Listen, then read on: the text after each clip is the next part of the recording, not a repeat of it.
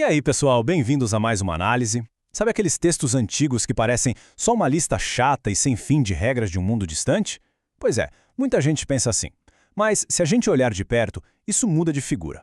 O que parece ser só um manual burocrático de sacrifícios no capítulo 7 de Levítico é, na verdade, um projeto brilhante e complexo de engenharia social.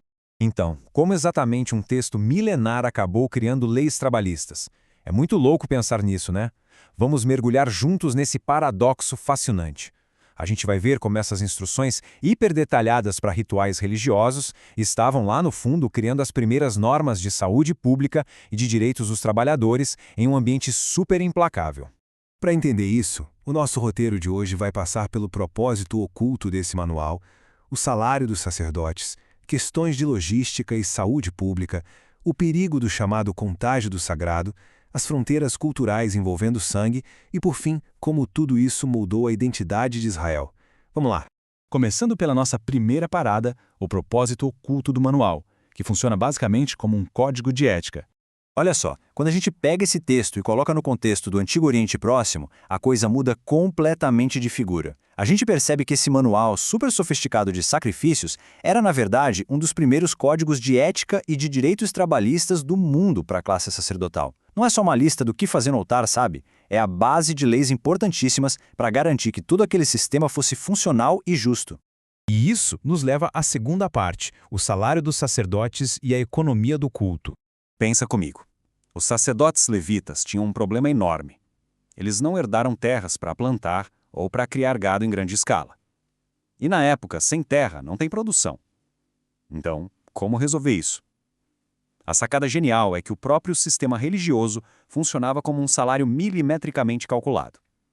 A compensação deles vinha na forma de peles de animais, carne do peito e da coxa. Era um pagamento material direto para manter esses trabalhadores sem terra vivos e bem. E a gente realmente não pode subestimar o valor dessas peles, viu? Imagina aquele calor absurdo, um ambiente geográfico super severo.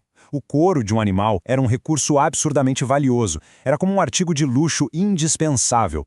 Com ele, os sacerdotes faziam roupas, tendas, sandálias e aqueles cantis essenciais para carregar água. Literalmente, era a base da sobrevivência deles ali no deserto. Tudo isso fica muito claro quando a gente entende a chamada oferta movida. O que era isso? Era um ato super simbólico de apresentar a carne ao divino. Mas a jogada de mestre da economia aqui é que, logo depois, o provedor divino meio que devolvia essa mesma carne para sustentar os seus servos. É incrível, é uma transferência econômica direta, só que sacralizada, garantindo a comida na mesa de quem trabalhava no culto. Avançando para o nosso terceiro ponto, a logística e a saúde pública, especialmente na oferta de gratidão. Imagina a cena. Colinas áridas da Judéia, um calor de rachá e 0 geladeiras. A carne estragava numa velocidade assustadora. Então, havia uma regra rígida. Sacrifica o animal, cozinha e come tudo imediatamente, no mesmo dia. Isso era uma medida de saúde pública absolutamente genial para evitar intoxicações alimentares graves. Mas o mais brilhante é o efeito colateral disso na sociedade. Pensa bem, uma família não dá conta de comer um animal inteiro em um dia só. O resultado? Eles eram obrigados a convidar os vizinhos e os mais pobres para não desperdiçar nada. Ou seja, a regra forçava a generosidade na comunidade. Genial, né? Bom, vamos para a parte 4, o contágio do sagrado e as leis de pureza. Para o pessoal daquela época, a santidade não era só uma ideia abstrata. Era algo quase físico, tangível e super contagioso. Tipo uma radiação mesmo. Então, se alguém tocasse no sagrado estando impuro, seja por uma doença de pele ou algum fluxo corporal, isso não era visto como um simples tropeço na etiqueta religiosa. De jeito nenhum. Era uma ameaça violentíssima que bagunçava toda a ordem do cosmos.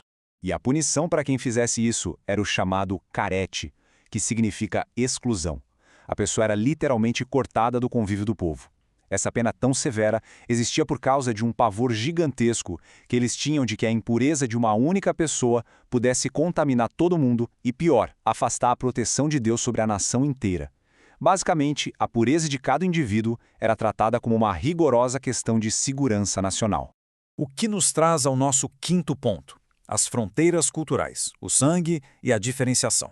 Aqui entra uma regra que mudou tudo, a proibição absoluta de consumir gordura e sangue. Isso funcionava como um muro cultural gigantesco. Enquanto as nações vizinhas bebiam sangue em banquetes de caça ou usavam em rituais esquisitos de necromancia, os israelitas tinham regras rigorosíssimas de drenagem total do sangue. Essa foi, na verdade, a raiz das leis alimentares kosher. Era uma forma cirúrgica de criar uma identidade própria e blindar a comunidade das práticas pagãs que rolavam ali em volta. O que culmina na nossa sexta e última parte, a identidade de Israel como um povo unificado. Os versos finais desse manual simplesmente costuram todas essas regras em um protocolo único e padronizado, e o impacto histórico disso é absurdo, fazendo com que o ritual fosse exatamente igual, não importa se estavam no deserto do Sinai ou em Canaã. Eles ativamente forjaram uma identidade nacional unificada. Sob esse sistema, desde o camponês mais humilde até o líder mais poderoso, todo mundo seguia o mesmo roteiro, sem tirar nem pôr. A lei se aplicava a todos, com total transparência e igualdade. No fim das contas, esse manual milenar passa bem longe de ser só sobre altares e sacrifícios. Ele nos mostra uma virada de chave, uma mudança de paradigma enorme para a época, a criação de uma sociedade guiada por leis divinas acessíveis, transparentes e universais, e não pelos caprichos e humores dos reis. E aí fica a pergunta: se um código tão antigo esconde as raízes da justiça e da igualdade que a gente defende até hoje, o que mais será que está escondido no nosso passado só esperando para ser redescoberto?